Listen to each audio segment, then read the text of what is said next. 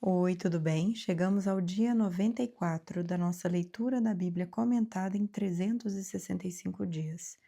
Eu sou a Tati, da Palavra com Tati, e agradeço a sua companhia até aqui. Nós estamos usando a Bíblia de Estudo Joyce Meyer com comentários da autora. Hoje nós prosseguimos no Antigo Testamento, no primeiro livro de Samuel, dos capítulos 19 ao 21.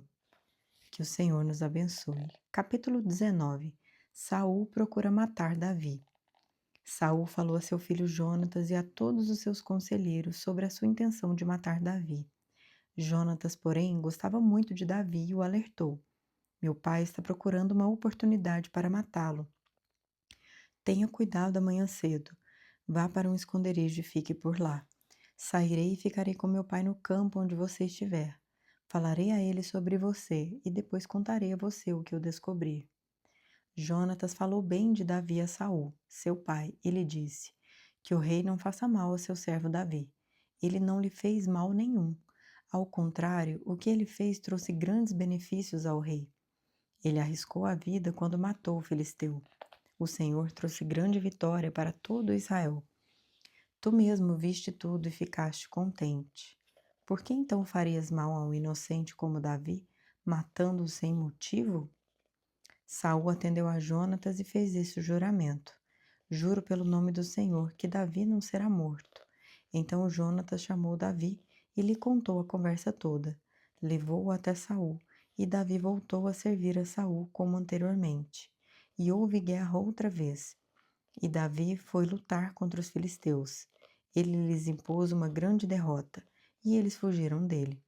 Mas um espírito maligno mandado pelo Senhor apoderou-se de Saul quando ele estava sentado em sua casa, com sua lança na mão, enquanto Davi estava tocando harpa. Saul tentou encravá-lo na parede com sua lança, mas Davi desviou-se e a lança encravou na parede. E Davi conseguiu escapar. Naquela mesma noite, Saul enviou alguns homens à casa de Davi para vigiá-lo e matá-lo de manhã. Mas Mical, a mulher de Davi, o alertou: se você não fugir essa noite para salvar sua vida, amanhã estará morto. Então Mical fez Davi descer por uma janela e ele fugiu. Depois Mical pegou um ídolo do clã e o deitou na cama, pôs uma almofada de pelos de cabra na cabeceira e o cobriu com um manto. Quando chegaram os homens que Saul tinha enviado para prenderem Davi, Mical disse: Ele está doente. Então Saul enviou os homens de volta para verem Davi, dizendo: Tragam-no até aqui em sua cama para que eu o mate. Quando, porém, os homens entraram, o ídolo do clã estava na cama, e na cabeceira havia uma almofada de pelos de cabra. Saul disse a Mical: Por que você me enganou desse modo e deixou que o meu inimigo escapasse? Ela lhe respondeu: Ele me disse que o deixasse fugir, senão me mataria. Depois que fugiu, Davi foi falar com Samuel em Ramá e lhe contou tudo o que Saul lhe havia feito. Então ele e Samuel foram a Naiote e ficaram lá. E Saul foi informado: Davi está em Naiote, em Ramá, disseram-lhe. Então Saul enviou alguns homens para capturá-lo. Todavia, quando viram um grupo de profetas profetizando, dirigidos por Samuel, o Espírito de Deus apoderou-se dos mensageiros de Saul, e eles também entraram em transe. Contaram isso a Saul, e ele enviou mais mensageiros, e estes também entraram em transe. Depois mandou um terceiro grupo, e eles também entraram em transe. Finalmente, ele mesmo foi para Ramá. Chegando à grande cisterna do lugar chamado Seco, perguntou onde estavam Samuel e Davi, e lhe responderam: em Naiote de Ramá. Então Saul foi para lá. Entretanto, o Espírito de Deus apoderou-se dele, e ele foi andando pelo caminho em transe até chegar a Naiote. Despindo-se de suas roupas, também profetizou na presença de Samuel, e despido ficou deitado todo aquele dia e toda aquela noite. Por isso o povo diz: Está Saul também entre os profetas? Capítulo 20. A amizade entre Davi e Jonatas. Depois, Davi fugiu de Naiote em Ramá, foi falar com Jonatas e lhe perguntou: O que foi que eu fiz? Qual é o meu crime? Qual foi o pecado que cometi contra seu pai para que ele queira tirar a minha vida? Nem pense nisso, respondeu Jonatas. Você não será morto. Meu pai não fará coisa alguma sem antes me avisar, seja importante ou não. Por que ele iria esconder isso de mim? Não é nada disso. Davi, contudo, fez um juramento e disse: Seu pai sabe muito bem que eu conto com a sua simpatia. E pensou: Jonatas não deve saber disso para não se entristecer. No entanto, eu juro pelo nome do Senhor e por sua vida, que estou a um passo da morte. Jonatas disse a Davi: Eu farei o que você achar necessário. Então disse Davi: Amanhã é a festa da lua nova e devo jantar com o rei, mas desde que eu vá esconder-me no campo até o final da tarde de depois de amanhã. Se seu pai sentir minha falta, diga-lhe. Davi insistiu comigo que lhe permitisse ir a Belém, sua cidade natal, por causa do sacrifício anual que está sendo feito por lá, por todo o seu clã.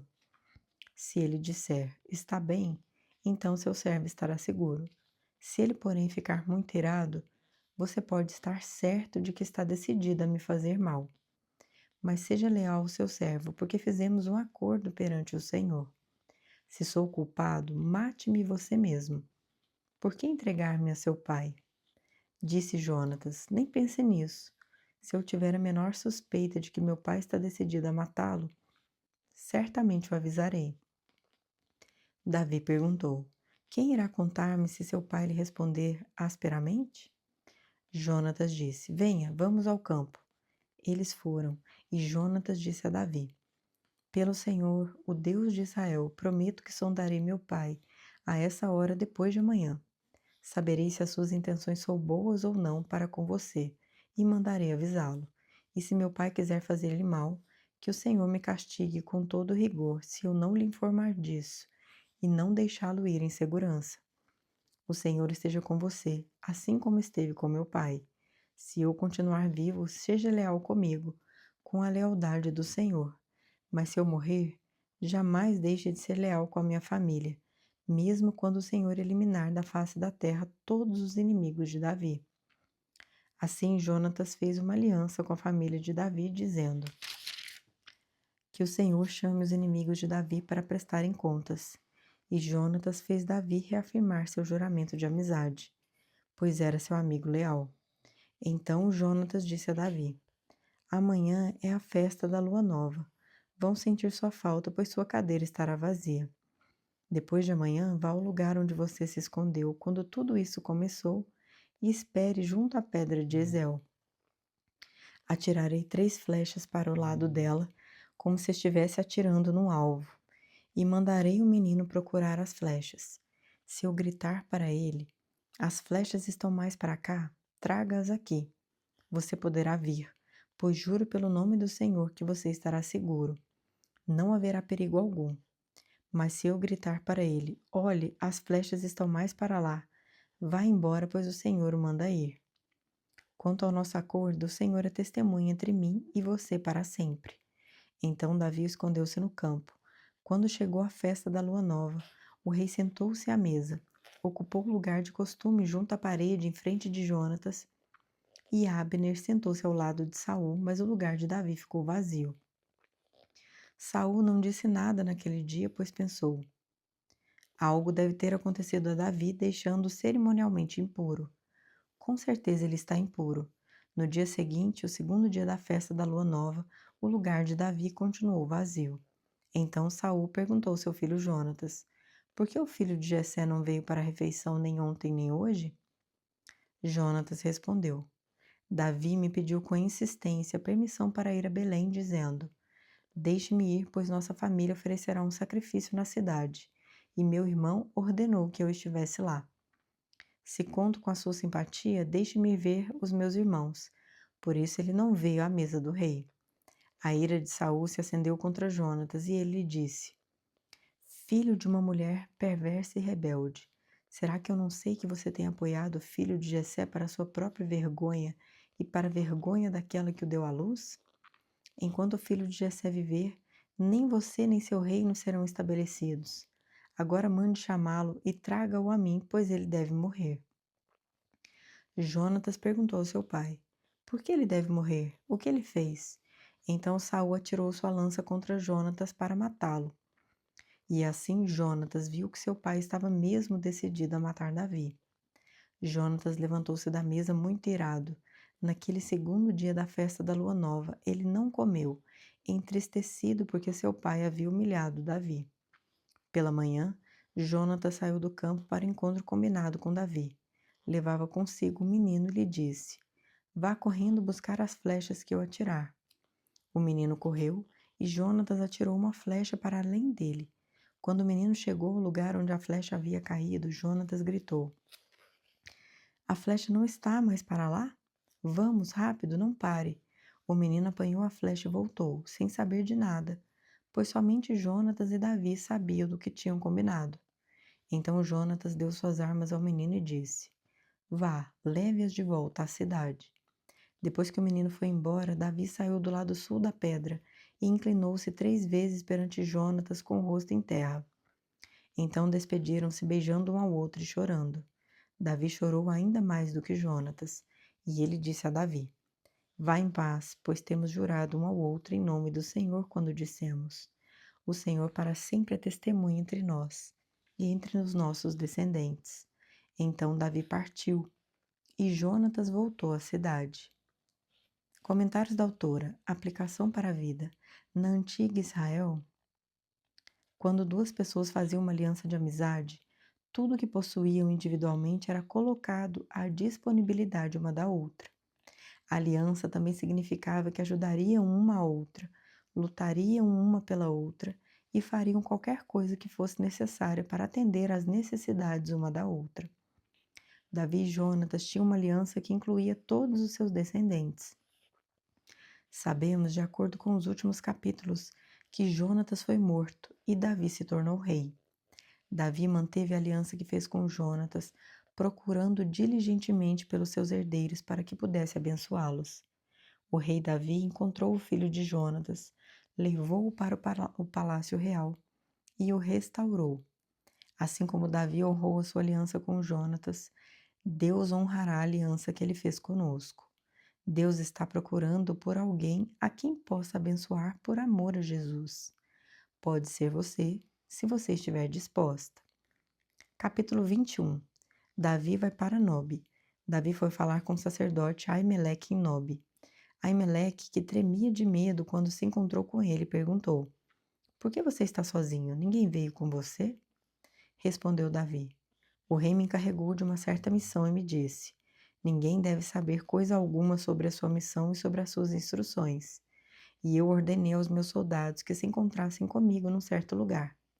Agora, então, o que você pode oferecer-me? Dê-me 5 pães ou algo que tiver. O sacerdote, contudo, respondeu a Davi: Não tenho pão comum, somente pão consagrado. Se os soldados não tiveram relações com mulheres recentemente, poderão comê-lo. Davi respondeu: Certamente que não, pois esse é o nosso costume sempre que saímos em campanha. Não tocamos em mulher.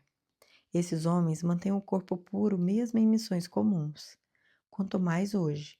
Então o sacerdote lhe deu os pães consagrados, visto que não havia outro além do pão da presença, que era retirado de diante do Senhor e substituído por pão quente no dia em que era tirado. Aconteceu que um dos servos de Saul estava ali naquele dia cumprindo seus deveres diante do Senhor. Era o edomita Doeg, chefe dos pastores de Saul. Davi perguntou a Aimeleque: Você tem uma lança ou uma espada aqui? Não trouxe minha espada nem qualquer outra arma, pois o rei exigiu urgência. O sacerdote respondeu: A espada de Golias, o filisteu que você matou no vale de Elá, está enrolada num pano atrás do colete sacerdotal. Se quiser, pegue-a. Não há nenhuma outra espada. Davi disse: Não há outra melhor. Dê-me essa espada. Davi foge para Gate. Naquele dia, Davi fugiu de Saul e foi procurar Aquis, rei de Gate. Todavia, os conselheiros de Aquis lhe disseram: Não é este Davi o rei da terra de Israel? Não é aquele acerca de quem cantavam em suas danças? Saul abateu seus milhares e Davi suas dezenas de milhares? Davi levou a sério aquelas palavras e ficou com muito medo de Aquis, rei de Gate. Por isso, na presença deles, fingiu que estava louco. Enquanto esteve com eles, agiu como um louco, riscando as portas da cidade. e deixando escorrer saliva pela barba. Aquis disse aos seus conselheiros: Vejam este homem, ele está louco. Por que trazê-lo aqui? Será que me faltam loucos para que vocês o tragam para agir como doido na minha frente? O que ele veio fazer no meu palácio?